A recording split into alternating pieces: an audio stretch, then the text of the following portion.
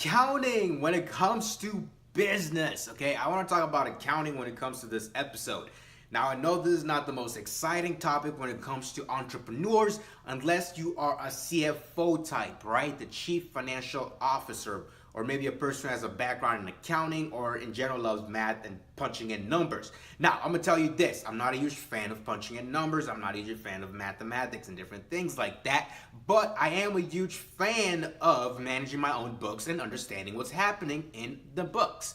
Even if you have an accountant, even if you have a CFO, it's very important for you as an entrepreneur, basically anyone in the executive seats, to know general and basic business accounting. Now, I'm not here trying to go over a crazy extensive like breakdown of each and everything, A, B, C, D is how you do this and that. I'm gonna leave you to go do that and research that on your own. I'm just gonna provide you some basic foundations, and based on my experience, why it's important for you to learn some of those things and basically what you need to focus on when you are in the beginning stages of a startup, okay? Now, the beauty of the thing is sooner or later you'll end up having a person who's handling your accounting and he's making sure he or she is making sure things are doing what they need to be doing. But in the beginning, it's very good for you to actually understand what's happening with the numbers in your business, because it's gonna end up deciding how your business ends up growing, how much you're able to allocate assets into different categories or reinvest, move money around to be able to get your business to where it needs to get to.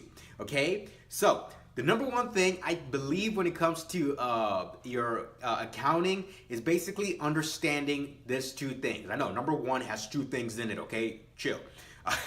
So the thing that I've been able to find is you need to find out how much can you afford. That's the first thing. How much can you afford to keep the business running? This is a huge thing. The reason for that is because I've met too many entrepreneurs who are basically riding on investors. They're riding on outside capital. They're riding on this big home run swing for their business to be sustainable. And I'm gonna tell you this, that is not a good business model, because if you truly love what you're doing, if you truly want to take that thing and make it big and still get it out there to the world, then you're gonna fight and crawl with whatever you have right now. Not those what if I get this investor give me $1 million, what if that, blah, blah, blah, all those different things. So number one, within the first step we're talking about here in accounting is actually understanding how much can you afford, okay? And then number two, how much can you afford to scale, okay? So number one is basically how much can you afford to put in the business right now, and then number two, how much can you afford to scale the business. Now, the funny thing is when it comes to how much you can afford to scale the business, it's usually you personally, or maybe your business partner, whatever it might be, cutting back on luxury excuse my French that was about to come out. Cutting back on stuff that you don't need. I've met too many people who are like, I want to build a business, I want to get something big and moving, and then they're eating out, they're basically spending money on luxurious stuff, they're just spending money on things that are like not necessary. There's nothing wrong with eating out, but if you're looking for an investor and I see you going on like some extravagant vacation and spending thousands of dollars on it or hundreds of dollars, whatever it might be, or eating out every weekend or partying and doing all those different things, I don't think I'll ever invest in your business, because you're not willing to cut back on that stuff, that money that can be able to go into your business, okay? That's why as an entrepreneur in the beginning, you're gonna be starving because your business is gonna be eating. I always give people this analogy. Your company is like a baby, okay? And if you have a baby, you have a child, in the beginning, you're gonna have to feed that child. You're gonna have to take care of it. You're gonna have to give it clothes. You're gonna have to give it, make sure you give it the right environment to be able to grow. And then sooner or later, it'll start taking care of itself. And then you can start spending money on other different things. Do you see what I'm trying to say here? Cutting back on that dumb stuff is a huge thing, okay? I don't want to say dumb. I just basically mean stuff that is unnecessary. You don't really need it, okay? So number one, within the first step here, we're talking about when it comes to accounting, is how much can you be able to afford and how much can you be able to afford to scale, okay? Your scalability, how much you're able to afford to scale, is not necessarily how much can your business start generating money right now to invest back in. We'll talk about that later. It's basically how much can you be able to cut back from your own personal spending and invest that into the business for it to scale. All right, we got it? Okay, so then number two, when it comes to basic entrepreneurship accounting is, the number two thing is basically now you've been able to get general financing moving in your business. The next thing you need to start doing is projections and start hitting those projections. The first thing I usually tell people is aim big, but have those goals to get you there realistic. Okay, you hear what I just said?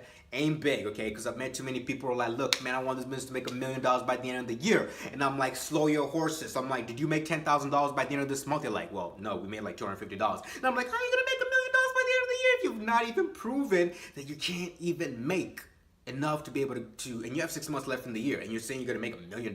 That is unrealistic. Okay, I'm not saying you can't do it. I'm just saying it's a lot of pressure for you to put yourself under. Okay, because one person messaged me on Facebook. They're like, I'm looking to get this business to do $2.5 million in the next 2 years. And I asked them back, like, how much have you done in sales so far? And they told me we just got started. I'm like, well, that's a great ambitious goal to target in 2.5 years. But is it okay if you just said by the end of the month you made $500 in sales from 0 to 500, which is a big leap as well? And after you can prove you can make $500, that's what I'm talking about in those projections you're making. You have to make realistic projections as you get there, because here's the thing. If you make really unrealistic milestones, you're going to get very disappointed and you're going to end up missing out on the excitement of hitting those small milestones, okay? Everything starts small and then it just keeps getting bigger and bigger. And that's how your build up to your projection should be. Especially when you're approaching investors and you're telling them like, yeah, we're going to make $5 million by the end of the year. They're going to sit there and be like, yeah, sure. Because they're investors. They have experience investing in different startups. And they have seen the percent of startups that actually even go to even making $1 million in 10 years. Okay, $1 million in 10 years. You've seen startups that don't even hit that mark. So you coming out and flexing, you're gonna do that number in 1 year. Well, you better have some traction behind it. Okay, it's kind of like when companies like Snapchat, Facebook, and all other different social media platforms like Instagram, when they were getting investors, when they were getting acquired for billions of dollars, whatever it might have been, they were showing traction that they're able to hit the mark of the number of users when they're claiming they're gonna hit 100 million monthly active users, because they can be able to show the traction. They're able to show those small milestones they've been hitting. So when it comes to the second part of accounting is making those projections, make sure the milestones are realistic, but always, man, aim really big. But you gotta start realistically as you build up to that. So I hope that made sense there, okay? The final part is your day-to-day accounting, okay? This is the part 3 to this whole 3-part thing here. The day-to-day accounting is basically, I don't know, let's say for example, you spent money on cards, whatever it might have been. You spend money on hosting, you're paying $20 a month to GoDaddy hosting, Wix hosting, whatever it might be, maybe your own virtual private service, maybe AWS, Google servers, Amazon servers. Or maybe you're paying a person, or you're basically your day-to-day accounting. You want to have your weekly accounting, then you want to have your monthly accounting, and then you want to have your quarterly accounting, and basically be able to balance the books and make sure your numbers are doing right. And then also, just in case, if the government comes knocking and they're like, we want to audit you, you can be able to show your day-to-day accounting and be like, here are the books, and this is what the numbers were doing, because you don't really want to get audited, and then now you have to start catching up with your accounting for the last year or whatever, how long it's been. So that's a really good thing to get into. Even if in the beginning you're not the accountant, you're not the CFO, it's still important for you to get involved in those day-to-day accounting, know where the money's getting moved and what's happening. Coming from a Warren Buffett perspective, when he invests in businesses, he looks at the top executives, the top managers, and how they manage their money. He looks at executives who are able to cut back on expenses and reinvest money in the proper way. So for you, especially when you're looking to raise money later in the future, if you can be able to show your day-to-day accounting down to the point, you're able to know, guys here, I want you to get so obsessed when it comes to this accounting thing, because for me personally, I can be able to just look at my bank account and I can see 25 cents is missing or $20 is missing without even having to go look at my books, because I've been keeping updated. If I see something is, fishy a little bit, I can be able to look at that. If I see the percentages of how much profit is supposed to go to the bank, the net cash after everything else has been paid expenses, I can be able to just tell. And I'm able to tell that the growth is happening well without really even having to look at the user base, because I can be able to tell the cash flow is getting bigger. So those are the important things of having to do your day-to-day accounting.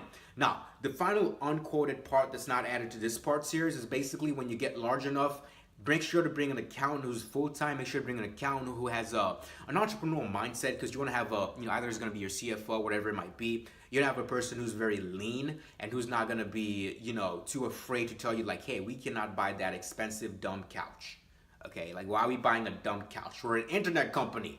we can be sitting on the floor and we still could be running a huge company. So, not saying you sit on the floor, but I hope you get what I'm trying to say here. Make sure you're smart with your money.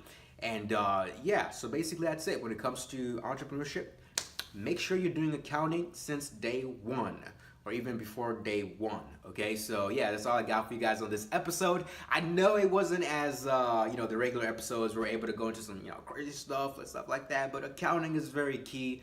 And it's not boring. You make it boring. Like, if you love what you're doing, then you should be able to get on Google, Yahoo, Bing, and search up how to do basic accounting. You can also be able to get different applications that are able to do automatic accounting for you. But I highly recommend you do it manually in the beginning, because you're actually able to learn a lot of different things. Like, I've been able to learn a lot of cool different things when it comes to managing different accounting stuff, different categories of where money should be placed, different categories of how the government might be looking. If they audit you, this is how you can be able to answer them, different things like that. I'm not saying you're gonna get audited, but it's good for you to understand all those different things. And then also, by the way, one last thing here. If you know your accounting, you're gonna get a lot of tax benefits, okay? Especially for a startup. A startup generally should not be paying a lot of taxes, even no taxes at all in the beginning, because you're generally supposed to be losing money. Even if you're generating profits, you should still be able to balance your books where you're reinvesting assets in the beginning, unless you're planning on cashing out in the business by the end of the year. If you're building a business for the next 10, 20, 30 years, it's perfectly cool for you to basically be breaking even or losing money as well. Guys, I'm not saying it's good for you to lose money, but there are different ways. I don't have the time to go advanced into this. I might make another episode about this. But basically what I'm trying to say is, there's a reason why big companies don't pay taxes. I'm not saying you evade taxes. I'm saying as a business, at a startup, you shouldn't be paying a lot in taxes. Matter of fact, some countries and some states within the United States, they provide tax benefits for companies. Kind of like for the first X amount of years, you won't be paying taxes if you decide to launch your business in a certain location. So there's a lot of different tax benefits that the government really encourages, because they want more startups to grow so that they can be able to create jobs and different things back in the economy. That's basically what I meant, not tax evasion, okay? Pay your taxes, don't evade. It'll end up biting you back later, way more, okay? So thanks for watching the episode. Hope you enjoyed it, and see you on another episode. Peace to be out.